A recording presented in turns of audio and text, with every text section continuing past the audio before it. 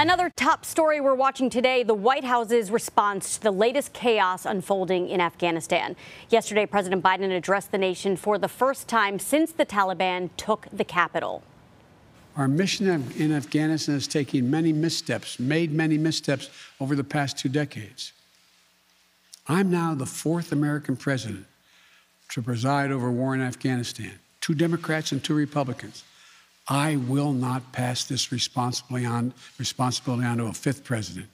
I am president of the United States of America, and the buck stops with me.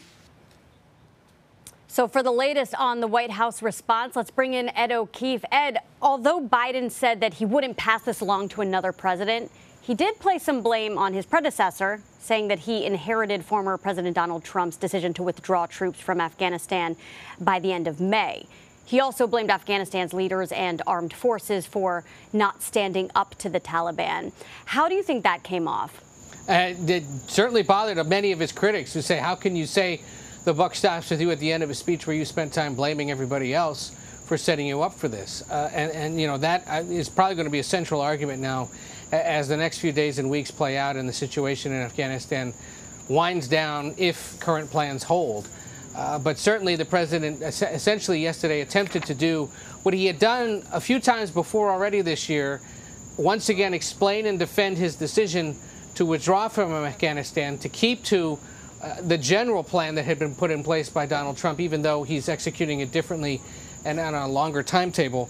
But basically saying, look, I'm cleaning up what has played out over the last 20 years and what probably should have ended as many as 10 or 15 years ago once Osama bin Laden was killed. And it was interesting, he didn't really address a lot of the big questions that we had yesterday surrounding the withdrawal, and he was short on details like why the U.S. failed to anticipate the pace of the Taliban takeover. So why not just be upfront with the American people about that? Well, in many ways, and this White House certainly would argue he was, by saying, yeah, it wasn't, or it did happen a lot faster than we anticipated. It's hard and messy to get out of here at any point, but also making the broader argument, we always knew it would be difficult, so what's the difference if we do it now or a few months from now or a few years from now? It has to be done. We'll see if that argument sticks with the American people.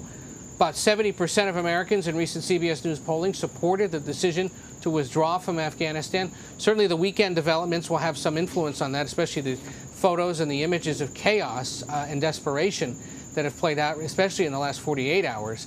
But you know, they believe here at the White House that he was elected to do this. He is executing on a key campaign promise, and that ultimately, despite the messiness of this last few days, the dire situation in getting both Americans and Afghans who supported them over the course of the war out, that he will have made the right decision. The other issue is that a lot of what he had said in recent weeks is probably going to linger. This idea that the Taliban couldn't do this, that there won't be airlifts off the roof of the embassy. There weren't. They were off an a helipad just to the side of the embassy, but they happened. And the Secretary of State's assertion that it wouldn't happen from a Friday to a Monday, when that's almost literally what happened. That kind of rhetoric sticks, much like you're doing a heck of a job, Michael Brown did back in 2005 when Katrina hit, and President in 2010, was it 2010? When was Katrina? Whenever Katrina was, when the president went down there and said that the FEMA director was doing a heck of a job, and he wasn't. That stuck, right? And then when Barack Obama talked about, if you like your health care, you can keep it, and then there were all those instances as the Affordable Care Act was being implemented of people who couldn't, those things stick in the minds of critics. Those becomes ammunition for their opponents going into next year's midterm elections, into the 2024 election cycle, and it's the stuff that gets played back and a president probably regrets saying in hindsight.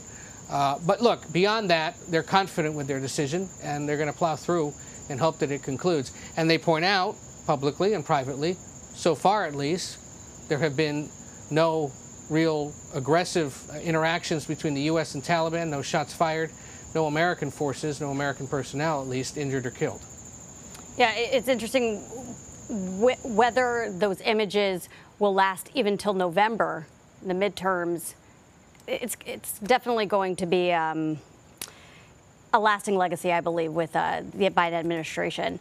Katrina was in 2005. Let's move on to the next question. He also claimed that many Afghans who assisted the U.S. were not evacuated sooner because they didn't want to leave and because the Afghan government discouraged it.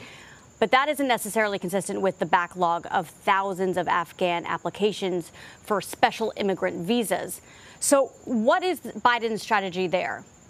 Well, this is going to be one of the things that really sticks in the craw of members of both parties, particularly Democrats, who have been pushing this administration to do more in recent weeks. And we should point out several refugee groups that work with Afghans trying to leave immediately disputed the president's assertion that at least some Afghans didn't want to leave because they were holding on. They say, look, we have lists of people who've been trying to leave desperately for months, and the United States was doing nothing to get them out. You know, that is completely wrong, Mr. President. You're going to hear repeatedly from Democratic and Republican lawmakers who are hearing from constituents who are either working to get people out or who are trying to get out of Afghanistan, and the concern that the State Department isn't working fast enough to get them out. We here at CBS have heard from people who are also trying to coordinate the removal of people, and they've submitted a host of detailed questions to the State Department and the Pentagon saying, are you prepared to do this? You know, what about people who maybe just had a kid and that kid doesn't have documents?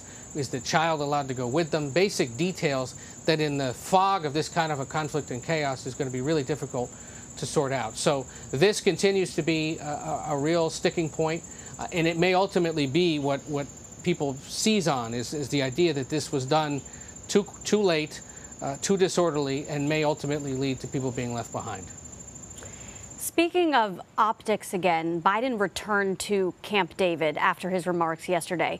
What sort of message does that send to the American people that he didn't stay at the White House?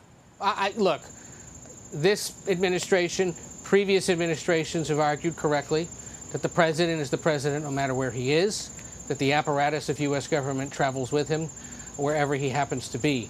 In this instance, last week and this week, he was already scheduled to be on a working vacation, either at his home in Delaware, in Wilmington, Delaware, at his beach home in Rehoboth Beach, Delaware, or at Camp David.